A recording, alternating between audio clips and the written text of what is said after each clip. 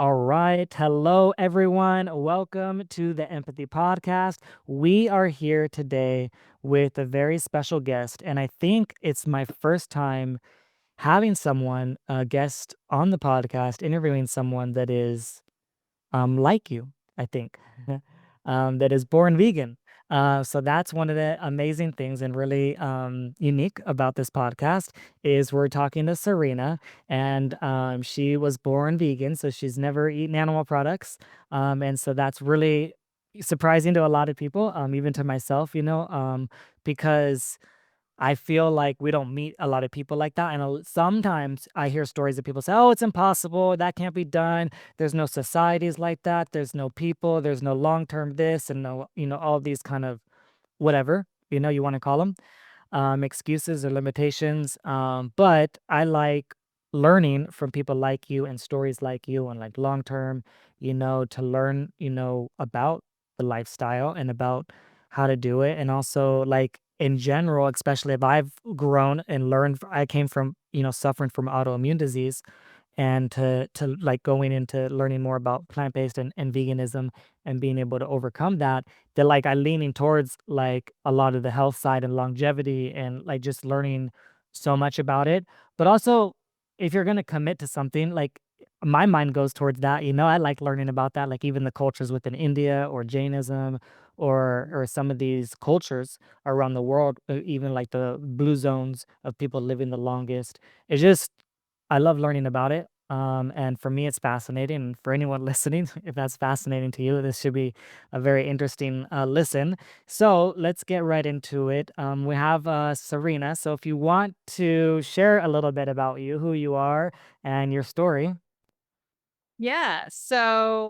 Um, for those who, I don't know, maybe are on social media or have seen some of my stuff, I go by Born Vegan, because I was born and raised vegan. And there's a lot of misconceptions and different ideas around like what that really means or what that looks like.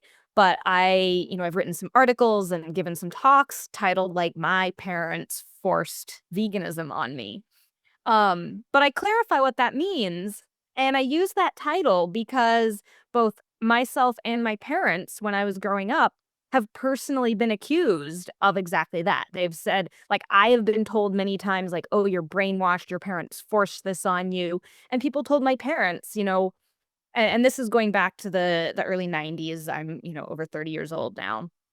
Um, and so they would say like, "Well, it's fine that you're, vegan, but it's wrong for you to force your values on your kids." So I've kind of embraced that and then explained what that means.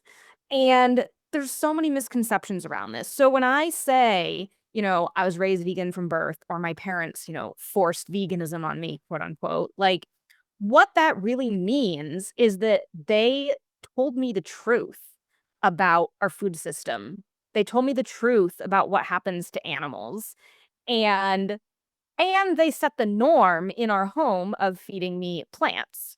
And I turn it around. I'm like, when you accuse someone of sort of forcing veganism on your kids, you're assuming that society is values neutral, and it is not. Society or, the powerful multi-million dollar corporations of our food and beverage and animal agriculture and big pharma industries, they're trying to force their values on children and adults alike 24/7 through advertising, through subsidies, through school lunch programs. Like you're bombarded with these messages. And so my parents basically said, we're just gonna tell you the truth and expose what these corporations and our food system are doing and how we can live happy and healthy lives without hurting, exploiting, or killing innocent beings. And of course they used age appropriate language, but I grew up with this. So they fed me plants and they taught me that you can be happy and healthy and satisfied eating exclusively plants and not participating in any animal exploitation. And so I grew up with that message, and that has really shaped so much of what I do today. I have, done everything from I've worked for, nonprofits in vegan and plant-based nutrition spaces. I have given a TEDx talk. I've traveled around. I lived out of a van for a year, traveling around, speaking and giving workshops on veganism and our food system. Um, I launched a worldwide climate and vegan Earth Day march, and now I'm continuing what I do, coaching people and running. I just launched a brand new Thrive Alive Vegan Fest, a holistic like food and music and camp out festival for this fall. And all of that really is motivated by and coming from the values that I was raised with as a child, which not only are we can live happy and healthy lives without hurting animals, but also this idea of like be the change we want to see in the world. And it starts with us and how we live our lives and the example we set for others. And I continue to do my best to live in alignment with that today. Yeah, I think that's amazing, and I think a lot of people that have been living in a similar lifestyle as you for many years and that are loving it, often say, "Oh my gosh, I wish I learned sooner." I wish I did this sooner, or maybe have some envy of you a little bit. Like I wish I was born vegan too. Kind of thing. Because like I didn't change till I was 29. So I lived the total standard American lifestyle up until that point. Like everything you could imagine. Like I was the type of person that wasn't picky. Like I would say that food is food, everything is available kind of in my mind. And I used to think like I had an iron stomach and I can eat whatever I want and nothing can harm me.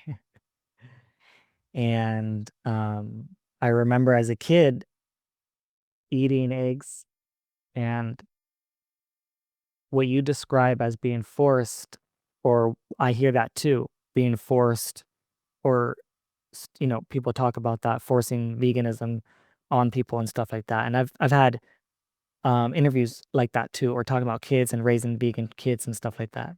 Mhm. And I don't have kids yet, but I have these conversations and like learning and what makes sense. But I remember as a kid eating eggs, but feeling like it was forced on me. Mm. And I remember I wasn't picky, but that was one of the few things I didn't like. I remember was eggs. And just remembering having to eat it and you can't leave the table until it's done kind of thing, right? And if you don't finish that, like there's like more negative consequences, beyond that, so it was like you're forced to do this, and if you don't, there's going to be consequences, beyond it, right? And, to me, that's definitely forceful, right? And then, like, of course, I mean, you break down the layers of force, and you're like, let's say eggs, meat, dairy, these things like the forcing of the animals into the killing, into these industries, right? Into the farms, into the, breeding, and whatever, you want to say, Yeah. right? Along that about force, right? And I think about it too, like kind of how you describe it as like I would imagine it would be an educational venture. And I just imagine it would be, yeah, a lot of teaching, a lot of education, a lot of watching, a lot of learning, right? I mean, depending on what age I have to think about it, but like even just experiencing, I just imagine like having experiences in real life is what I imagine. Like that's was always the most valuable to me. And I just feel like that's the value that I would want to give to my kids. Let's go see, like the Mhm. TV says this, I say this, the internet says that. Let's just go see. You know what I mean? Let's go check it out, right? The best that we can. Go see it to reality, right? And often you'll make the once you see the reality, you have to make the choice. It becomes pretty obvious once you see it. And I remember like too as a kid, like at one point I lived side by side. Like I had like a 1 acre of property, and then like my uncle and my cousins had like 2 acres of property, and we were connected our yards, right? Like we just had a Wow. fence connecting our yards. We would go across all the time, and they were raised vegan. And would go over there. I mean, we all got along relatively. I mean, my dad and my uncle didn't get along sometimes. But all the cousins were, like, best friends, right? Because like, we didn't care. about we're just like, right? But I used to eat everything, right, that they had. And I have an interview on here about with my cousin. He's never eaten meat in his entire life. He ate, animal products, some cheese and stuff, and now he's vegan, but before he's never eaten meat. And when we were younger, he was vegan with his dad, and then I think when he went to his mom, like his mom was more open or whatever, or just more didn't wasn't as strict about that, right? And so, but I remember eating like tofu and like all kinds of stuff, when I was younger and just thinking like it was just food, like it was all good. Like I was just happy to eat, you know. I didn't look at it at anything, different or discriminatory until like we got older. And I remember like there was like a difference, a little bit. We're still real good friends. He dealt with it really well, but I just remember like just even me picking on him or other people picking on him, a little bit, Wow. about like I'm sure you dealt with that too, how kids are being younger and being, a little bit picked on and stuff like that about like not eating meat and stuff like that. Right, and yeah, it's just, interesting seeing that, and then now, like, obviously, so many years later, like, he's in his 60s, and he's still healthy, he still working construction and doing physical really hard, right, and races motorcycles, Oh, wow. and so, like, he's not like, how a lot of people that eat how we eat in the standard American diet, a lot of people, they're suffering by that age. Like my dad and his brother, the other uncle, all died young in their 50s. Wow. And he's still thriving, not like dying. Because a lot of people are like dying in their later years. I was in my Mm. mid-20s feeling like I was like 80 years old Wow. in my mid-20s, living that kind of lifestyle and, like, totally, like, completely switching around in a lot of ways over, about almost over 7 years and feeling like I'm 18 again, and I'm 36. I mean, I do definitely look young for sure, but, like, when I'm totally shaven, it looks really young, and the grays that come in help make me look older. Uh-huh. Um, but I see it around my family, the ones that some that shifted and did better and, like, the ones that didn't, Like the looking younger and the, like, almost like reverse aging, and even so many people around me that are the same age and just them looking like in their, like, late 40s and 50s and just, like, it's just so interesting, And, like, I think obviously you spend more time about it around people, and I think it helps to for me personally to understand that and to see it like firsthand. I'm the type of I gotta see it to believe it, and just the more I see and the more like I spent 1 year in Belize in a vegan community, like Oh, for an wow. entire year. And there was people coming and going, like all types of different vegans and like really unique types, like super spiritual types, super healthy types, super like just so many types. And it was I just like bet. so interesting, I was just like, whoa, and just like learning like all kinds of different things from each one, and yeah, it just like when someone is saying, like, that it can't be done or this you're gonna get sick or, "Oh, I know this one vegan that got sick," or, "Oh, I saw this person that, whatever, they died from a whatever, by doing this lifestyle," or a baby or anything like that. You could find anything you want, if you're looking for it. You could find some negative story. What I look for is, like, people like you that are thriving, people like my uncle, people like the person that climbed Mount Everest, like that I was telling you, like the first ever vegan to climb Mount Everest. Like these incredible people that are thriving, that are showing the example. Like I like to learn from that. Like that's to me what this podcast is about, is like learning from people like that, and that's what I stress to others too, is learn from people like you and learn from people that have done these things for like many, many, many years and have like really good experiences, versus like, why are you studying like this person that, made a lot of mistakes and died young? Like I don't think that's a good person to learn from, you know? Yeah. And so, yeah. And then I was going to ask you, I mean, we're going to ask the next question, I guess, what are some of the biggest challenges maybe that you faced in maintaining this lifestyle? And maybe even you could add to like some people that you help, because maybe it is a little bit different from like, being born, right, vegan versus maybe even helping people and realizing like people like me that like, had to transition. Yeah, so, I mean, I wouldn't honestly say that I struggle with maintaining this, vegan way of living at all. It's, to me, very easy and very simple when you see things from the victim's perspective. And, it obviously helps that I was raised that way and I've never known anything different. But for me, the most difficult part actually, growing up and even now many times, has always been moving through and living in a society where I feel like I can see an injustice, one that is completely unnecessary, that is so normalized across the rest of the world that, you know, peers and friends and good, caring people that I've grown up with and extended family members, the hardest part has been seeing them right in front of me actively participate in this system of normalized violence and be unable or unwilling to recognize it for what it is. That, that's the hardest part.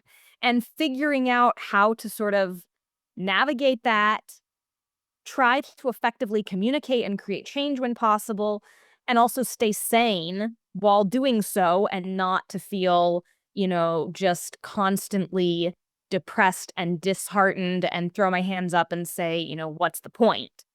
And so that's what I've had to navigate, and a lot of trial and error. Um, and I feel like I'm at a pretty decent place with that now. And I think some of the biggest things that have helped me come to a fairly calm place about how to live in a world like this and navigate it is, um, my own personal spirituality and the idea of letting go.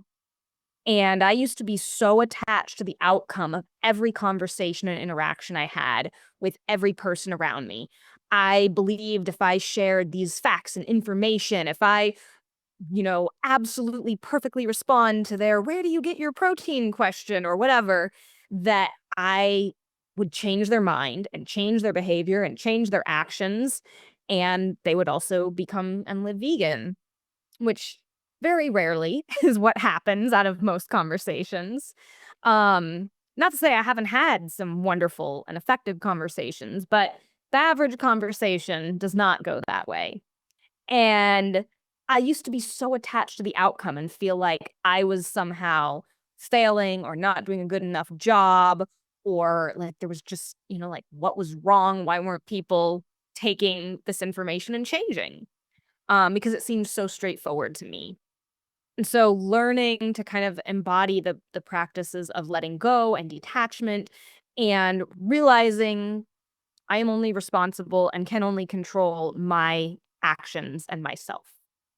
No matter how many times people love to accuse vegans of forcing our lifestyle on others, that is the farthest thing from the truth. Anyone eating animals is actively forcing their lifestyle and choices on innocent beings. But in terms of controlling what other people eat or do or how they live their lives, like we really can't control anyone else.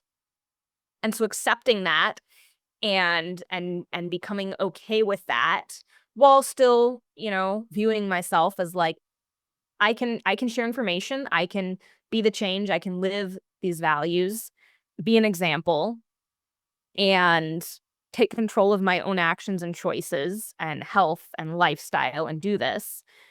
And that's what's in my control, and I'm gonna focus on that and detach myself from the focus and outcomes that I can't control.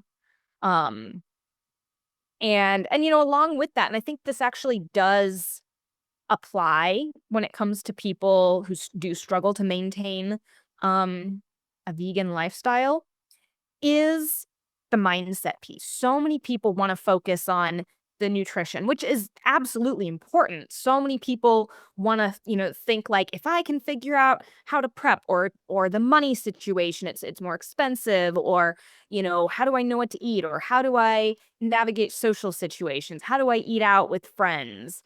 And they think that it's all those things derailing them. They think it's some nutrition or lack of protein or struggle that they're having.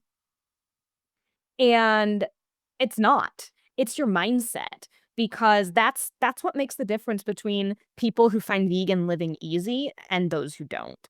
It comes down to the mindset you have and the awareness of the normalized system of violence and disease in our society.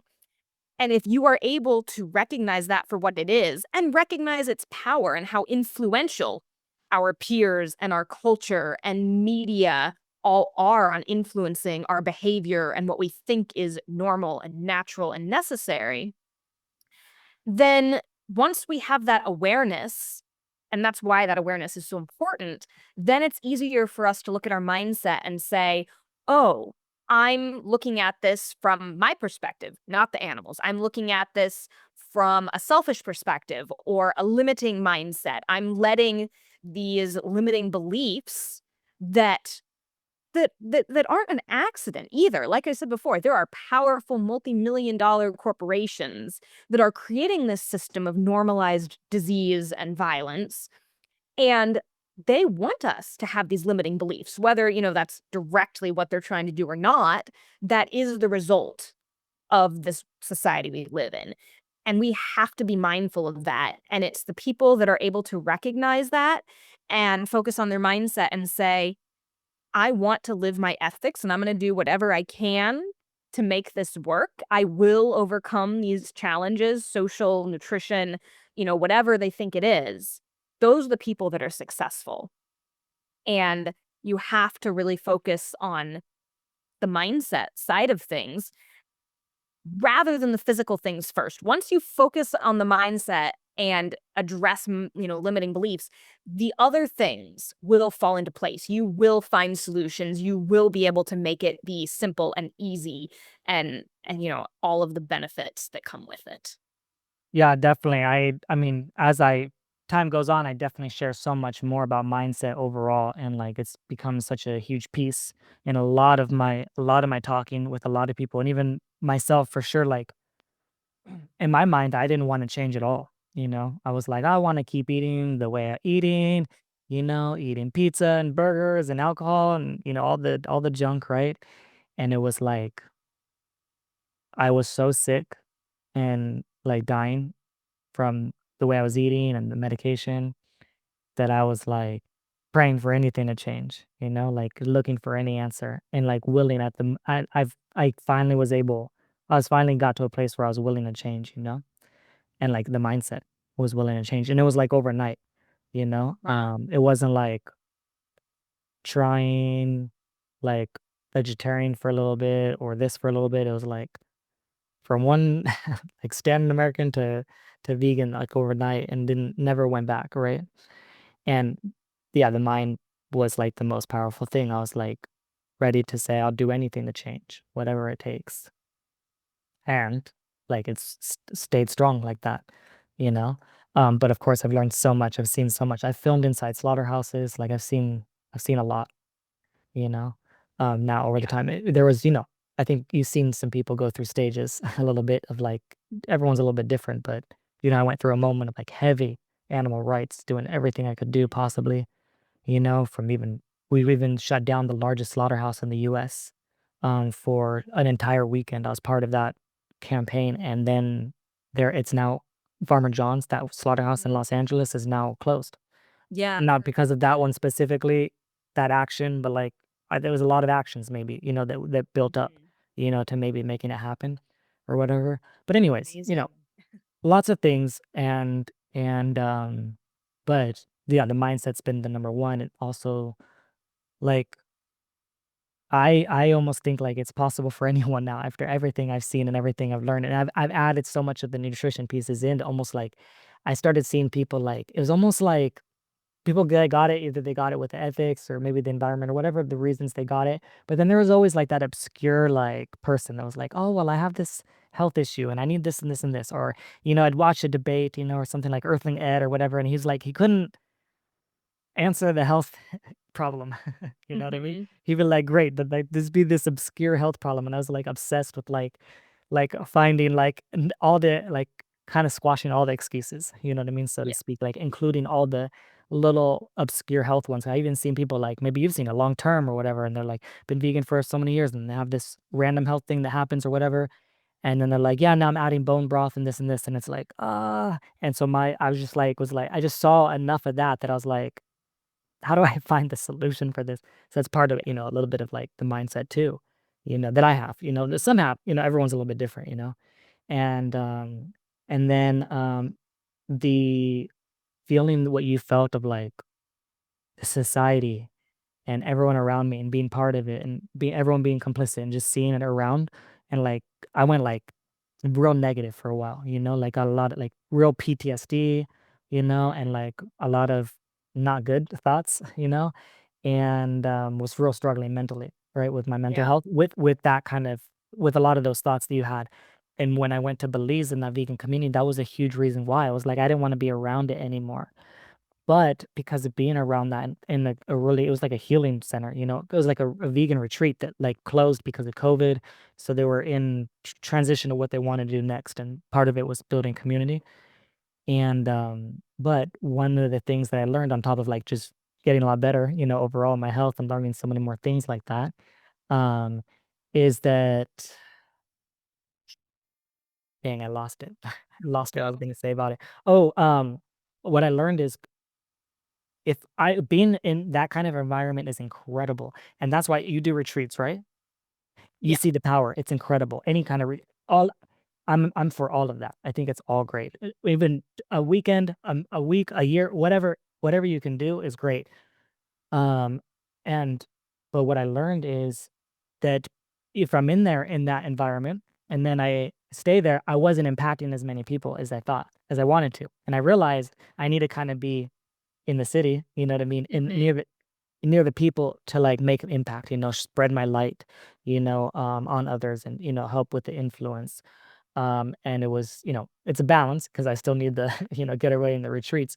But I realized that yeah, I just need, part of me was like, get away. But then I was like, I need to, be around, some to influence them, like just even the family members that influence, you know how it is. All the people that you influence that you're around. And if Yeah. you're not around them, it's just a little bit harder doing it from digitally and, through the internet and social media. And then the other huge piece for helping me too, overall, of like, a lot of the challenges that we face and the alone and all of the challenges that we face was the community. Like, I'm sure you have some, or maybe you've built some communities, or you have your own, or maybe you have some great ones that you're just a part of, and that too, like finding really good communities or creating your own is so critical for Absolutely. us living the lifestyle. And there's a lot of them. There's a lot of communities, and maybe you've been part of some communities that weren't so good, right? You're like, what happened, And it's like, maybe some toxicity happened or infighting, right? Whatever things happen, right? But finding some good ones or, whatever you gotta do, right? I think is one of the most important things. And also for maintaining, the lifestyle. And I've seen people that like struggle and like just I was I mean, I didn't struggle with veganism, but I struggled like health, like other things, you know what I mean? There's other things that that you might struggle, not just maintaining the lifestyle. That might be like no problem, right? But there's these other challenges that happen, right? Yeah. That like a community can help, with that. Um, and I wanted to ask you too, speaking of challenges that, I face and maybe you face and maybe some people within, our lifestyle face is like relationships or finding a partner or, having a Mhm. partner, that's often maybe you hear about that or I don't know your experiences with it, but I know that it's definitely, yeah. What would you say to those kind of challenges and how has it been, I guess, for you? Yeah. Um, well, I'm still single, so there's that. But yeah, I mean, I have no interest in spending my life with someone that is eating animals. And definitely not easy living in Kansas in the Midwest. Um, so yeah, that part is a challenge. Outside of that, like in terms of community and friends and other relationships, um, I have built a wonderful community and I've been very intentional about cultivating friendships and connections that are built on shared values and similar intentions. And I highly, highly recommend that. Like the festivals and retreats and vegan communities I've been in, similar to what you're saying, especially as a kid and growing up, going once a year to Vegan Summerfest, attending other festivals as well. These are things that really nourished me and kept me going. Um, it wasn't something I was living in. This would be for a weekend or 5 days or a week. But having that experience every year, having a little time period where I got to feel normal, where I could eat everything without asking questions, where I didn't feel like I was the odd one out or different for what the way I lived was so, so wonderful. And that's not to say, I think we shouldn't necessarily always be emphasizing fitting in or agreeing with everyone around us because I think there are problems with that too. And there's problems with, emphasizing and especially teaching children, like, that it's bad to be different. Like we want to embrace difference. And at the same time, we are, communal beings. We are people that crave authentic and deep connection. And I think, like you were saying, that is one of the biggest things that I think does derail people. Even and this is why mindset is so powerful. You can have people that really do care, really do wanna be vegan, but they're just not quite strong enough on their own to step outside of the tribe, step outside of their community, put themselves, stand up to that pressure or be different. Whether intentionally or not, I think sometimes these are, kind of underlying things that derail people, and they think it's, "Oh, it's health reasons," or, "Oh, it's this, it's oh, it," but those are really excuses covering up the fact that it can be really hard to be different. It can be really isolating if you don't have a vegan community or a vegan partner or these, support systems in place. And And the amount of, like, heavy, heavy propaganda and marketing that is being bombarded constantly absolutely. to get you to give in. Like, you Yes. just driving 15 minutes down the road, and I'll see almost every single fast food place there is, and that's all of them are marketing, like, every second. Yes. Yes. Like, they're Absolutely. building as a marketing campaign. Yeah. Yeah, and it derails people, and that's why that's one of the big motivations for the festival I mentioned I'm organizing. I've been to all these other festivals, I've been to smaller events, and I've been to lots of veg fests, and I love veg fests, but I don't think they do enough in the truly cultivating community. Like, that's not the same as a retreat or being with a group of people, for several days at a time, and Yeah, festival and, like, retreat style thing, different for sure. Yeah, like, very a different. different vibe, yeah.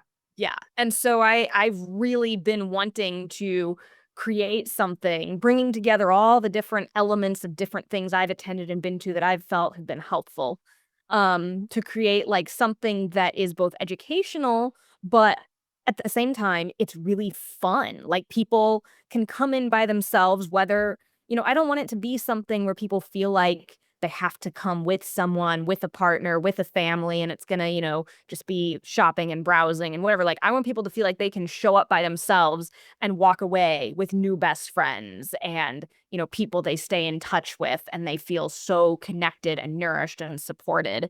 Um, and that's because I see the power of it. And I think and that's the power of a lot of activism and groups too. Like, some people come because it's like an instant community, an instant, oh, meetup thing to do.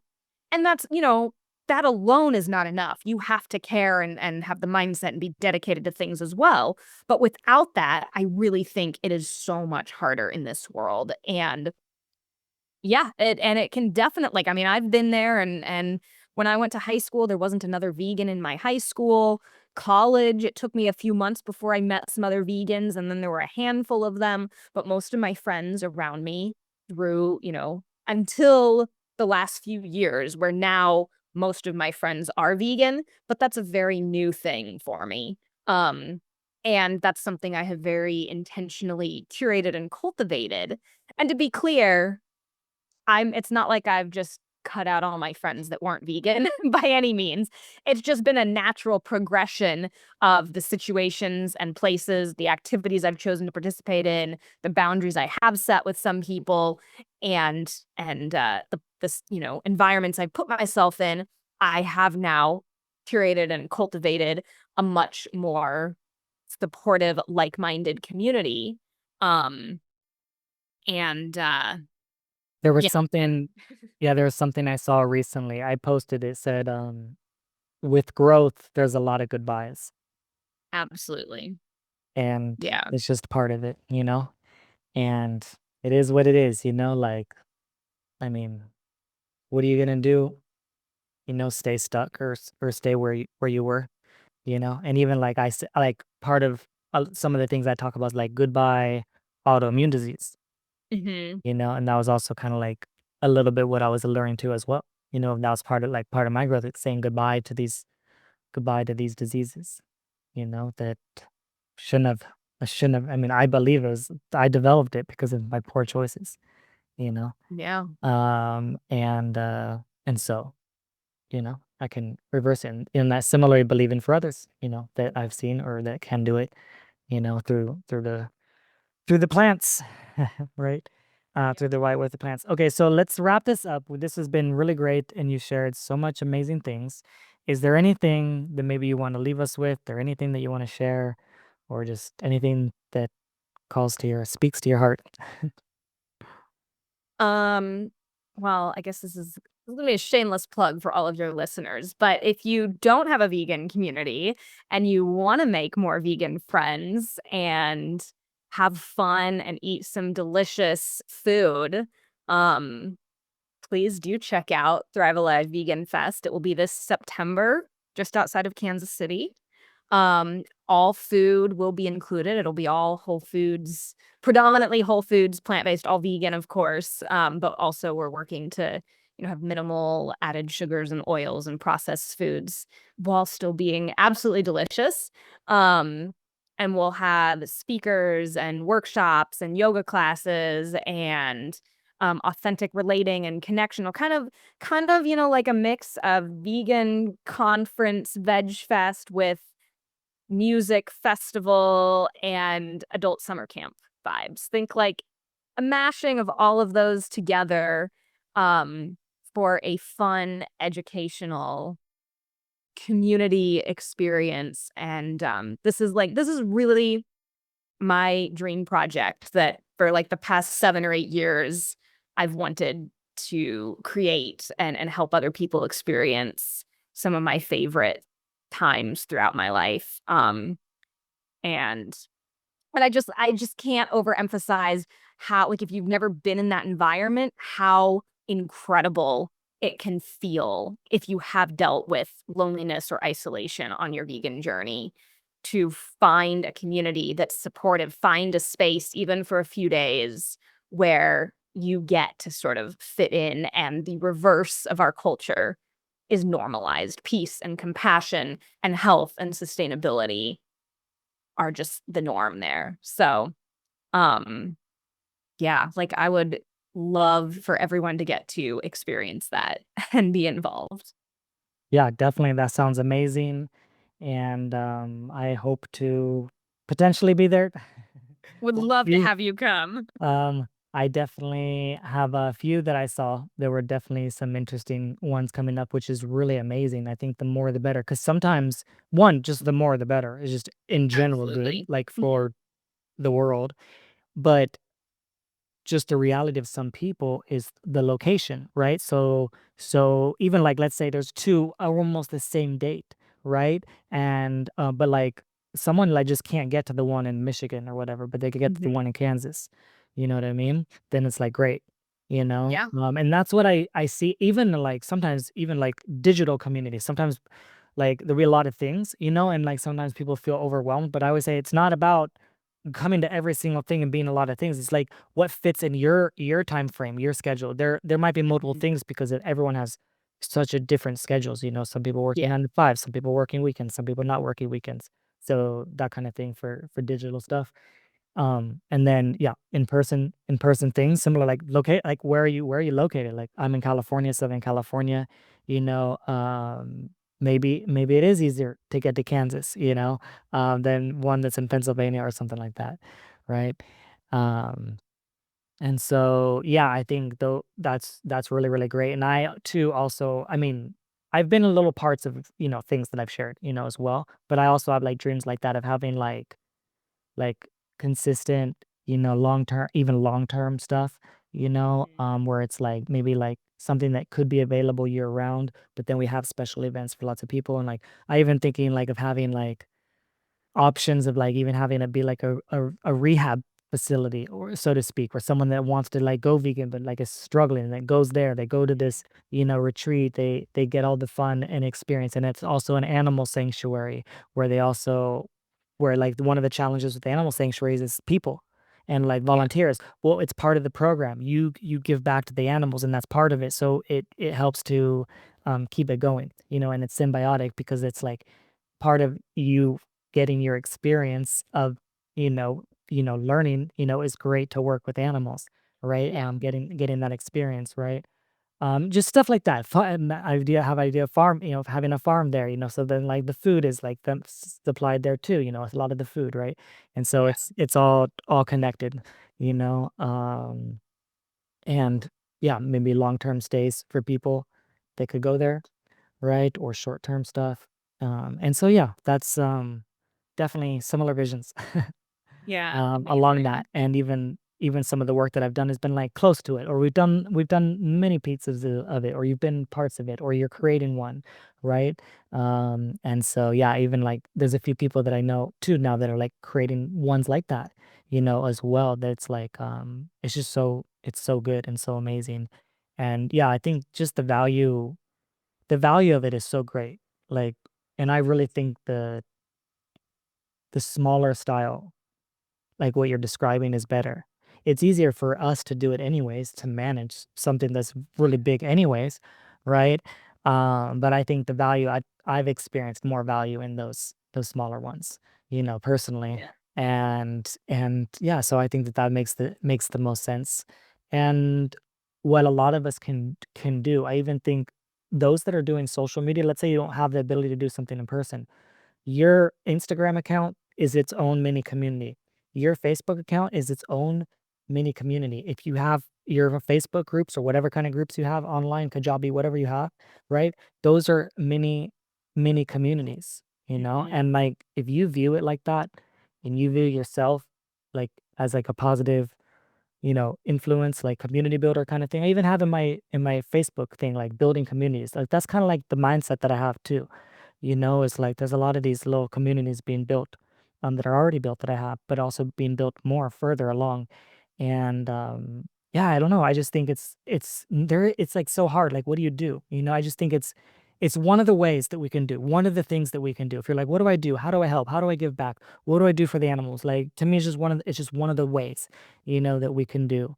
I think it's all important. The person that fills inside the slaughterhouse, that person's important. The person that's like, protest on the streets, that's important. I'm not that type of person. Like, no, this is the most important thing that everyone needs Yeah. to be doing, or whatever. I'm like, it's all important. The person that's making the vegan clothing, that person's important. The person that's making the really cool recipes, that like I probably couldn't create. That's really cool, right? Or whatever, even like the Mhm. person reversing autoimmune. I think that collaboration is important. I think we should do a lot better job is like pointing like, oh, go talk to this person. Oh, you're dealing with autoimmune, Yeah. you need a plant-based solution, go talk to this person. Oh, you want to go to a community, go check out Sarina's community, and like that's also what I've been doing my best to foster, of more collaboration with us that are like-minded. Not, you see this like, oh, plant-based for health versus plant-based for animals kind of thing. You've probably seen some of that. Like Mhm. I don't like that. Like, because I believe I'm totally like both, like when Yeah. someone's like, "What are you?" Like I'm like so for the animals, but also so for the health, like both, like so much, like like just one, it maybe is more, but like really, really, really strong on both of them. That I think both or more is better. I believe, and not like just choosing one, this or that. I believe this and that. Absolutely. Yeah, we'll be trying to cover it all at ours. Very holistic in nature that way, for sure. Yeah, definitely. Well, thank you so much. I appreciate you. I'll let you know when this is up and when you can see it. And thank you so much. We'll be chatting soon. I appreciate you. Thank you for all you do. Awesome. Thank you so much for this conversation. I enjoyed it. Thank you. I did as well. Bye. Bye.